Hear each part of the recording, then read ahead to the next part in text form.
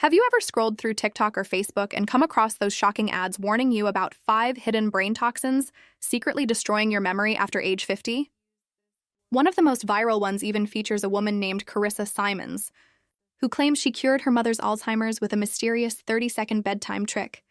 But instead of revealing the so-called trick, the ad immediately shifts to selling a supplement called Brain Defender. In this review, we're going to cut through the hype and see whether Brain Defender really works, or if it's just another marketing scam.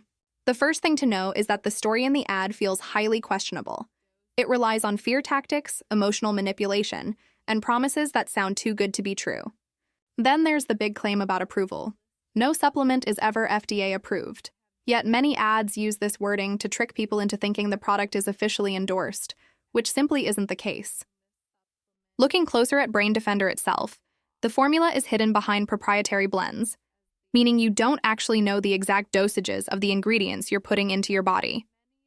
While some of the listed herbs and vitamins may have general health benefits, there's no scientific evidence proving this supplement can reverse memory loss or prevent Alzheimer's as the ads suggest.